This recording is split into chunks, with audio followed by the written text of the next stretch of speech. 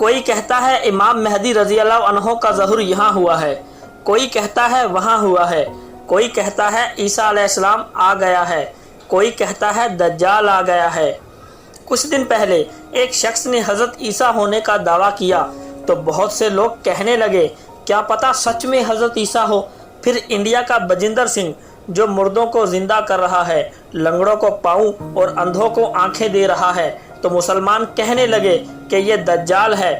سن لیجئے، تب تک نہ تو کوئی دجال آنے والا ہے اور نہ ہی امام مہدی رضی اللہ عنہ، جب تک دنیا سے ٹیکنالوجی ختم نہ ہو جائے، جب atom bomb, missile, tank F-16 ختم نہ ہو چکے ہوں۔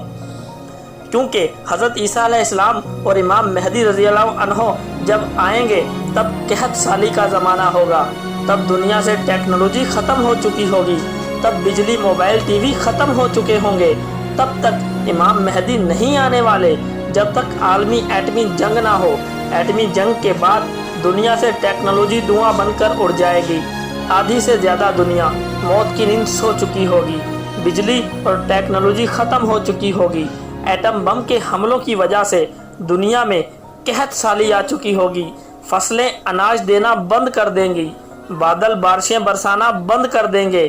جیسے ہم کہتے ہیں دنیا میں کبھی ڈائناسور ہوا کرتے تھے، ویسے ہی ایٹم بم سے بچے ہوئے لوگوں کی اولادیں کہیں گی کہ دنیا میں کبھی ٹیکنالوجی ہوا کرتی تھی۔ جب تک مکہ میں 90% خون ریزی نہ ہو جائے، جب تک مسجد نبوی میں گھوڑے نہ دوڑائے جائیں، تب تک نہ تو امام مہدی رضی اللہ عنہ آنے والا ہے اور نہ ہی کوئی دجال، اور نہ ہی ہم میں سے کوئی ان دونوں کو اپنی زندگی میں دیکھ پائے گا، کیونکہ ہم اور ہماری اولادیں ایٹم بم کی زد میں آ کر موت کی نیند سو چکے ہوں گے۔